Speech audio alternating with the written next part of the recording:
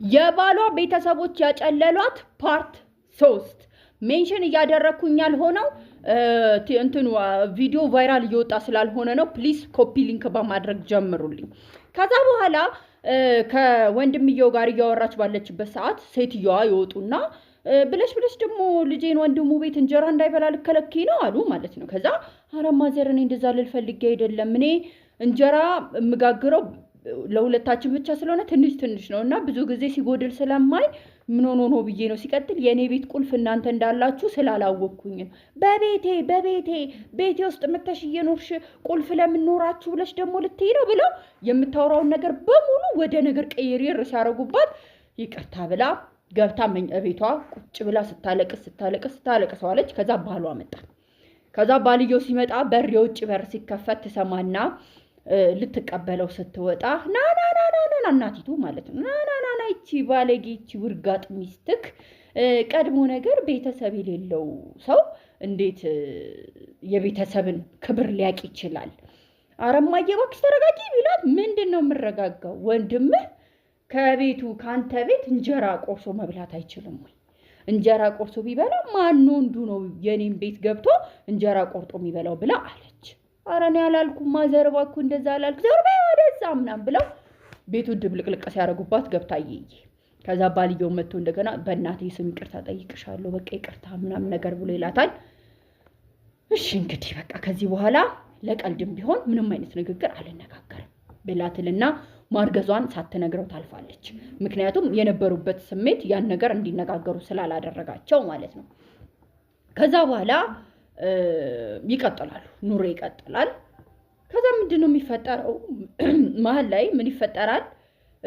የተወሰነ ጊዜ ከቆየ በኋላ ባልየው ባህሪው መቀየር ይጀምራል። ባልየው ራሱ ማለት ነው። እናቲቱ በውጪ ያገኙታል። እንደገና ቤት ውስጥ ደግሞ ሲመጣ ና እንዴ ፈልጊ ብለው እሷን ለብቻ ያገሏትና ልጅየውን አስገብተው የሆነ የወሬ ምናምን ነገር ያወሩለታል። ልጁ እሷ ላይ ባህሪው እየተቀየረ መጣ ማለት ነው። ከዛ ግራ ይገባታል። ከዛ የሆነ ጊዜ ላይ ምን ያደርጋታል? ማታ ላይ እራት ታቀራርብና ትጠብቀዋለች። ባሏም ማለት ሁሉ ጊዜ ማታ እሷ ናት ቀድማ የምትገባውና እራት አቀራርባ ምናምን ለምን መሀል ላይ እርጉዝ መሆኗን ነገረችው እንጂ መሀል ላይ እርጉዝ መሆኗን ስትነግረው ደስ አለው። በጣም ጥሩ ሆነና ከዛ በኋላ ነው መቀየር የጀመረው። ከዛ በኋላ ነው ምን እናቲቱ ምን እያለችው እንደሆነ ለምን እንደተቀየረ ምናምን ነገር አታውቅም። ግን በቃ እሷ እርግዝናዋን ተናግራለች ምናምን። የሆነ ቀን እራት እየጠበቀችው ቀረ ባልየው ማለት ነው። ከዛ ምን ሆኖ ነው ብላ ስትደውልለት ሳሎን ነኝ ትልቁ ቤት ነኝ አላት ማለት ነው። እራት እኮ አቅርቤ እየጠበቅኩ አይ እናቴ ምግብ ሰርታ ስለጠበቀ ፓርት 2 ከዛ በኋላ እንዴት አንቺ እኮ ባለ ትዳር ነሽ ልጄ እዚህ ሰፈር ስሙ አይታወቅም ተከብሮ ነው የሚኖረውና እንዴት ከባለ ማንም ከመንገደኛ ባለ ሱቅ ጋር እየተገላፈጥሽ የባሌን ክብር ዝቅ ታደርጊያለሽ ብለው አሸሸ ገዳሜ ሲሉ እየዬ ሲሉ አመሹ። ከዛ ልጃቸውም ሲመጣ ለልጃቸው አንተ ሚስት ምን አይነት ጋጠ ወጥናት ምናምን ነገር ብለው አነካኩ ማለት ነው። ከዛ ባልየው ትንሽ ማቹር ነገር ነውና አይደለም ማየ ምን ችግር አለው ብታወራ ብትጫወት ምን ችግር አለው ምን ክፋት አለው ታይ ማየ አንቺ ደግሞ ምናምን ነገር ብሎ ነገሩን ያረጋጋል። ከዛ በኋላ ኑሯቸውን ይቀጥላሉ። ኑሯቸውን ሲቀጥሉ በመሃል በጣም ብዙ ነገር ሴትዮዋ ታደርጋታለች። ለምሳሌ እዛ ግቢ ውስጥ ወደ 5 ምናምን ተከራይ ያለና 2 ወይ 3 ሴቶች ናቸው። ቡና ተሰብስበው እየጠጡ እሷ ላይ የማይሆን ተጽዕኖ ማሳደር። ለምሳሌ ውይ አልታደልኩም በልጅ ሚስትም አልታደልኩም እያሉ እሷ ባለችበት ጮክ እያሉ ውስጧን ለመንካት ይሞክራሉ። እና ደግሞ እሷ ፋሚሊ የላትም ቤተሰብ የላትም ማለት ነበሯት፣ ግን እናትና አባቷ በልጅነቷን የሞቱባት ብቻ በጣም ዊርድ የሆነ ህይወት ነው የኖረችውና ይህንን ህይወቷን ለባሏ በቀናነት ነግረዋለች፣ ሁላችንም እንደምናደርገው ማለት ነው። ከዛ ግን ባልየው ደግሞ ለእናቲቱ በክፋት ሳይሆን በቃ እንዴት ነው በክፋት ሳይሆን በቃ እናቱ ናትና የወደፊት ሚስቴ ብሎ ለካ እሷ የምታጫውተውን ታሪክ ነግሯታል እናቲቱና ቡና በሚጠጡበት ጊዜ ድሮም እናትና አባቱን በልጅነቱ ቀብሮ ብቻውን ያደገ ሰው እንዴት ጤነኛ አይምሮ ሊኖረው ይችላል እያሉ ሴትዮዋ በጣም ልጅቷ ላይ አቢዩዝ ያደርጓት ነበር። ከዛ ፋይናሊ ምን ይፈጠራል?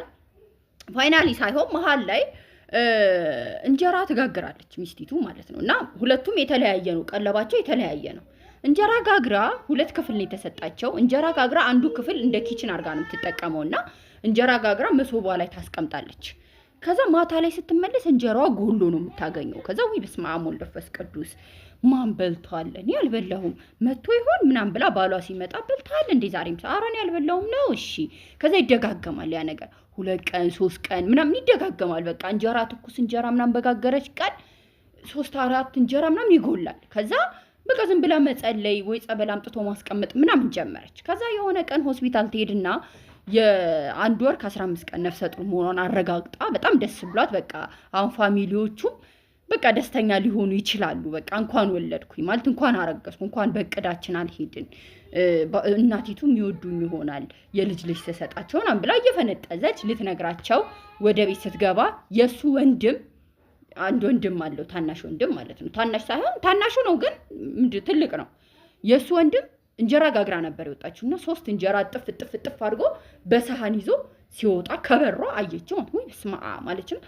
ከዛ አንተ አለችው ስሙን እዚህ ጋር ስለማልጠራ ነው። አንተ ነበርክ እንዴ እንጀራ የምትወስደው የኔ አባት? ለምን አትነግረኝ? ምን ችግር አለውኝ? ደግሞ ቁልፍ ያለ እንዴ የቤት ቁልፍ ምናምን ነገር ትላለች ማለት ነው። ከዛ አይ እማዬ እኮ ውሰድ ብላኝ ነው ምናምን።